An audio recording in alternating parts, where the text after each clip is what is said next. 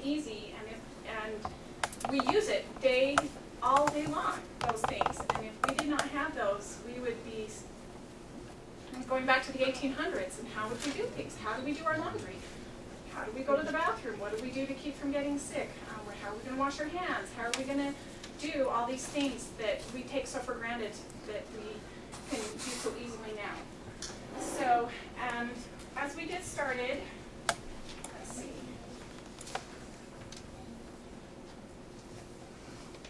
All right, one of the things that I wanted to make you think about, well, first, is there anybody who's not been to a sanitation class before? Okay, some of you guys have heard me do this, so I apologize if some of this is repeating. You've heard this before, because it's a good review. Hear my crazy stories that I've experienced. Okay, most of the things that we do for sanitation require water, right?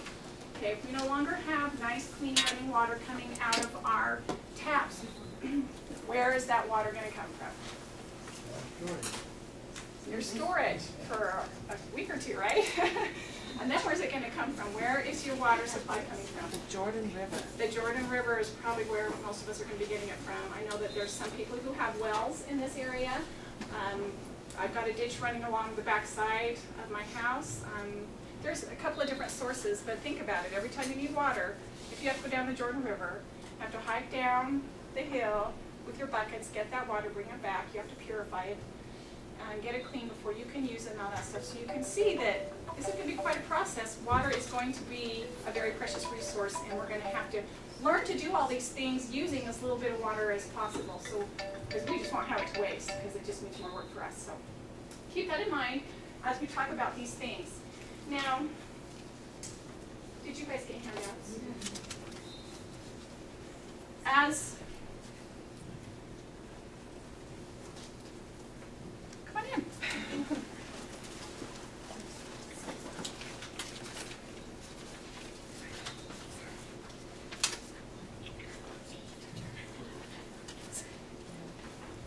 Okay, there's 3 copies between the 3. Alrighty. As I was planning and preparing about what I was going to teach today, I started thinking about the concern about illness and disease. And I thought, you know, if you were going into a battle, if you're going into a war, wouldn't you want to know as much about your enemy as possible, how they work, what their concerns are, how you can defend yourself, and all that kind of stuff. So I decided, you know, I'm going to learn a little bit more, because I've stood up here before and said that in the aftermath of disasters, that there's a lot of unnecessary illness that happens. Thousands, millions upon millions more people die in the aftermath of disasters because of illness and disease that aren't necessary than would have to. And I've mentioned these words, and I thought, do I really know what they are? Do you know what dysentery is exactly? Do you know what cholera is? Do you know what typhoid and typhus fever and trachoma is? There's lots of other diseases that could happen. And as I was researching them, I decided that I'm going to focus on a couple things, because this is what I feel is most concerning. And that is cholera, dysentery, and just diarrheal diseases in general. Okay? So let's talk about it and understand them. These are all diarrheal diseases. Cholera comes from a bacteria, and it comes from human feces, and so that is how it is passed on. Dysentery, okay, hang on, let me go back to cholera. Okay, I've got a sheet here. Could I tell you a story about cholera? Sure. My great-great-grandparents came from Scotland to St. Louis, Missouri. And they died, and a number of their children died, and their grandchildren died. My great-grandmother survived, and the oldest boy in the family survived. And a few came to Utah, but the rest were buried back in St. Louis. Because of cholera. Oh, that's not a good story. I'm sorry. So it's important. That's why it's important that we do that. We understand this. Okay, so cholera is a diarrhea like rice water in very large quantities. There's vomiting, leg cramps, and weakness that are involved with that. Okay. Dysentery on the other hand, is also a diarrhea, but what makes it different is it can be caused by bacteria, parasites, protozoa. It can be caused by lots of different things. What makes it different and why it's called what it is because it inflames the intestinal tract and it causes bloody and mucousy diarrhea. And that's what dysentery is. Now, because it can be caused by lots of different things, it can be passed from person to person. Cholera isn't able to be passed that way. You will get it from probably drinking contaminated water. It's most likely the way that it's going to get. You're going to get that. All right. There's lots of other diarrheal diseases that you could get as well. So, in your handout, I just have the one page that I'm not going to go through all of this because I want to get more into the preventative stuff. But you can take this home and read it. It talks a little bit about cholera, dysentery, and diarrheal diseases so you can understand them a little bit more and understand how to look for what you're looking for. One thing I do want you to understand in fighting this enemy is that hopefully we can prevent it by good sanitation. But if it comes up, what can you do about it? What is it about it that kills people? It's not necessarily the bacteria or the protozoa that kills. What kills is it causes such profuse diarrhea and vomiting that it dehydrates people and they end up dying from dehydration before their body can fight it off. If you did nothing else but fight that dehydration, most often the body would be able to fight that bacteria or whatever it's fighting and be able to overcome it. So that was huge to me to understand that.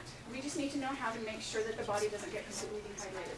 So what that means is as soon as the symptoms start coming on, you don't wait until they start becoming dehydrated. You start hydrating right away. Alrighty? I don't know if too many know the first sign of dehydration. It's when you're constantly licking your lips. If you feel like you need Vaseline or lip salve or anything for your lips, that's the first sign of dehydration. Most of us are, to an extent, dehydrated anyway. So this sheet here talks about how to treat that. It says how to treat cholera.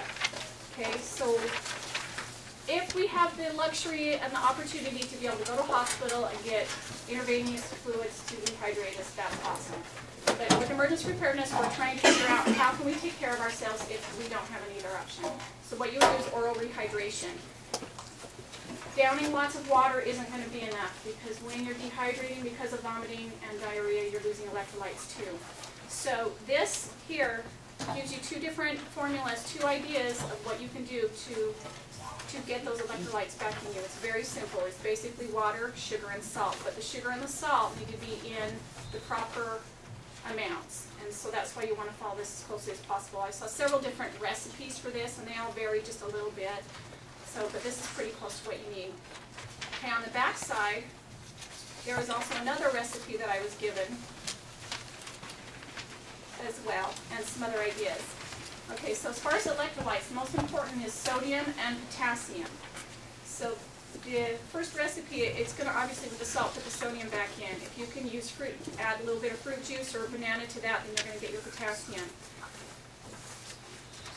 This recipe back here also has potassium chloride added into it to take care of that. Along with those rehydration formulas, you can also use salted rice or barley water, gruels, vegetable or chicken soup with salt, unsweetened fruit juice, maybe add a little bit of salt with that, or Pedialyte would be a good thing to have on hand. It's really expensive, so maybe just to have a little bit on hand would be good.